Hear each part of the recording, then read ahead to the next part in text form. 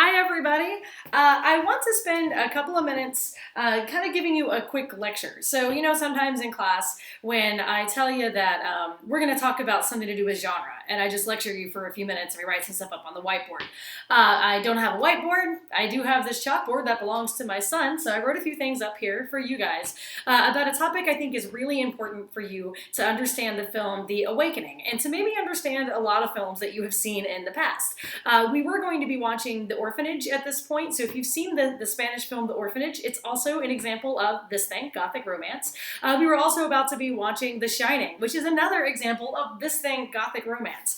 And so I want to give you a better idea of what this genre is and what this type of film is, so that you know what it is you're looking at, and it'll help you understand the kind of horror that we're looking at when you watch something like The Awakening. So first of all, Gothic, the term Gothic, we kind of associate with like kids wearing, white makeup and black clothes and painting their fingernails black and wearing Doc Martens or whatever like that, especially if you're a 90s person like me.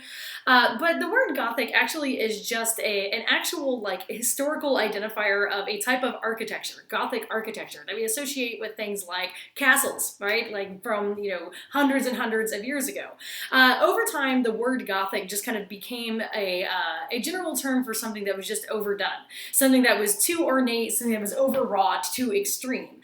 When we associate Gothic with something like literature, what we're talking about is the literature of kind of extreme and strong emotion. And that's also something that's associated with films that we would think of as Gothic.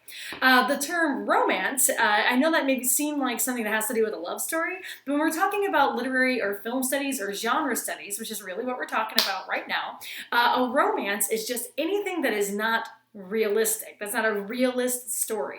And so a long time ago, when film and literature critics were kind of working these things out, there evolved a really basic distinction in literary forms between romance and realism and tension between those two things. So really what we're talking about in this term, Gothic romance, is just an unrealistic story that is extreme in some way, that involves a lot of heightened and extreme emotions, and that doesn't seem to take place in the real world and doesn't seem realistic. Now, there are some features of this subgenre of horror called the Gothic romance that I want you to be familiar with. So if right now you've just been kind of like looking at the stuff in Dr. Bauer's sunroom, which is where I am right now, wondering why Dr. Bauer is hardly wearing clothes, which I am because it's Saturday afternoon and my son is taking a nap, so I can do this real quick. Stop doing that. Stop looking at my decorations. Stop looking at my, at my clothes. Take a second. Grab some paper and take some notes, just like you would be doing in class. This is the stuff that we're going to talk about here right now. Now, are you ready? Do you have something to write things down with? Okay, turn your brain on. Let's talk about this. Now, a Gothic romance is a genre that has some pretty identifiable stock features. And in fact, The Awakening is a fairly conventional Gothic romance. It actually has most of these features. And you may have thought, like, hey, I've seen movies like this before. And in fact, a lot of critics of this film say it's kind of derivative, it's not doing anything really original, even though it's really stylish and it's really pretty. The critics aren't entirely wrong. It's a good movie. It's an extremely well executed Gothic romance and has a lot of the features that we associate with this subgenre. Here are the things that you need to know about a Gothic romance. First, right here. Gothic romance, almost always the main character is a woman. If you imagine, when you close your eyes, a woman walking around a castle holding a candle, wearing a white flowing nightgown, we're talking about Gothic romance. Almost always main character is a heroine, it's a woman, and almost always persecuted by a villain, unfairly persecuted by a villain. And the villain is almost always male. Almost always, conventionally speaking, in this genre. Another characteristic that we generally associate with Gothic romance is this one. The heroine is trapped in some kind of space that we would identify as domestic space. Domestic space. When we're talking about domestic space, we're talking about something like a house, or an orphanage, or a castle, somewhere that people live. That heroine is either literally, figuratively, or psychologically trapped in that space and cannot escape, either because she has literally been trapped there by the villain or because something is psychologically keeping her there in that space that she would otherwise be free to leave. Moving on, boom, boom, boom. Another feature of a Gothic romance is usually there's a mystery story. There is a mystery that has to be solved. The heroine is actually trying to solve the mystery. Sometimes there is a man who is also helping her, a man who is in a greater position of power than the woman is, or in this case with the awakening, a lesser position of power, trying to solve the mystery along with the heroine. And the heroine generally solves the mystery. That is how the plot progresses in a Gothic romance. And the resolution of that mystery reveals, and this is a very important characteristic of Gothic romance, reveals very dark family secrets. Something that was hidden, something that was buried. A lot of times in Gothic romances, you literally have buried family secrets. And when we're talking about this, we're talking about the discovery that somebody had stolen someone's title, the discovery that somebody had been murdered and buried in the basement. Like literally, there's often something that's been buried in kind of a symbolic space, like in a graveyard, in a cellar, hidden away in an attic. Something has been, and something is revealed at the end of this. A new will and testament, a trinket that helps solve an old crime and helps us determine that the heroine is going to inherit a ton of money or something like that.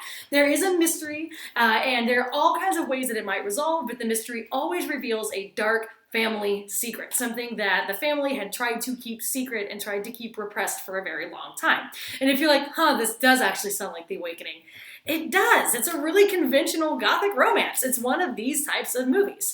Doesn't make it bad, just makes it conventional. Moving on in this list, ding, ding, ding, ding. The heroine solves this mystery, but in doing so, she is changed. She does not end up the same person that she was when the story started.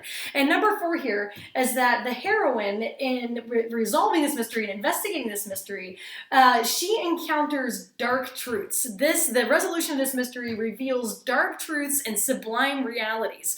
Things that the heroine has to face that are really sometimes really difficult to process truths, like that she might be responsible for the death of somebody, or that that death is actually a reality at all, or her place in the universe. Something that is deep and dark and sometimes very hard to process, a real deep dark truth about reality. She comes out of this fundamentally changed. She is a different person than she was at the beginning of this story. She now knows a truth about the world, and not just a truth about the mystery that's been resolved. The mystery kind of helps her understand the world in a different way and see things differently than she did at the beginning. So sublime, awesome truths are revealed that are often very dark realities and truths about mankind and about reality. Moving on here, number 5. Because we generally have a heroine who is generally trapped in a domestic space by a villain, something literary and film scholars have realized who study Gothic fiction, and I'm one of those people, it's what I wrote my dissertation on, sometimes what they realize is that these stories are really interested in exploring the social and domestic roles of women in their culture. These stories often are kind of revolving around women's roles as mother, as wife, as daughter, and their entrapment in domestic space, and the ways that they are limited perhaps in the choices that they have, and how they actually can interact with their world, and how they maybe push back against it and are punished in some way for doing so. And so a lot of times, thematically, these stories are exploring domestic roles of women, and whether or not they have a lot of agency. Sometimes that dark truth that's revealed right here is that women don't have as much agency in choosing their path in life as they would like, but they're not always responsible for the people that they become, and not always able to actually choose what they want to do and where they want to go. Again, it goes back to being trapped in a domestic space. And so a lot of critics look at those things kind of symbolically and metaphorically as having some kind of meaning and helping us understand the role of women in our culture or in the culture that created that particular narrative. Finally, you might think of, when you think and close your eyes and think about Gothic, you think about like a ghost and vampires and things like that. Whereas sometimes Gothic romance has something supernatural that's actually happening. That's not always the case. And so having a ghost or having a vampire or having something like that and it being real and really being there is not necessarily a marker of Gothic romance. A lot of times in the plot of a Gothic romance, something seems to be supernatural. There seems to be a ghost. There seems to be a vampire, but the resolution of the mystery it actually reveals that there isn't, and that it could have been something like the villain, this guy up here, trying to make the woman think that she was crazy by pretending to be a ghost to make her lose her mind and give up in her inheritance or something like that, and it's revealed that there was no ghost at the end.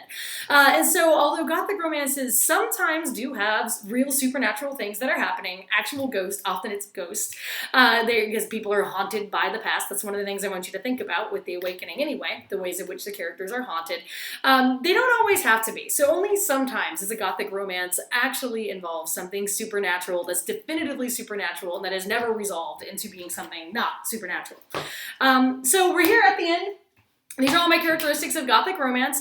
There are a lot of examples of it. So I mentioned a few already. The Orphanage, if you have a chance to watch that movie, man, it's so good. And it's got like all these things going on in it. The Awakening is an excellent movie. You are watching it for this week, so cool. It's a good substitute. Maybe not as awesome as The Orphanage, but it'll work for teaching us what we need to teach about, what we need to know about Gothic romance.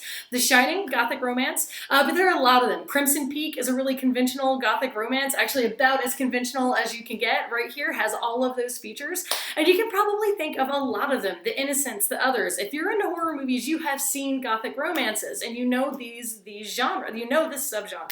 But I do want you to think about specifically The Awakening. I didn't give away too much about that film in this particular lecture, because I want you to think about the ways in which The Awakening is a Gothic romance and why. Why have this very conventional type of film? Why tell this story in this very conventional way? And so I've asked you guys for one of your discussion posts this week to think about the ways in which The Awakening is a Gothic romance. So I hope you were taking some notes. I hope you were thinking about this so that you're able to go in there and think about the film and talk about it a little bit in terms of these features right here. Another way that you might want to use this information is for your analysis project, right? So even though you've already turned in a draft thesis statement, you might be kind of getting more information about this, and you're like, I really think I'm going to make an argument that this film is using conventions of Gothic romance to do X, Y, Z, reveal whatever truth, discuss women's roles in domestic space. Some of those films on that list and some of them that you guys are actually working on are definitely films that would work as a Gothic romance if you wanted to think of them that way. And so again, this is just giving you more tools to describe the films that you are looking at. This is a really popular subgenre of horror. Usually it's not a very gory one. It's one that's more kind of atmospheric and a little more subdued. But it's one that's been really rewarding and audiences really love it. And we just keep telling versions of this story over and over and over again. So I hope that you recognize something you think is interesting, but go over the discussion board now and discuss how you think The Awakening is a Gothic romance. I will see you guys soon. I hope you are well and healthy and safe. Bye.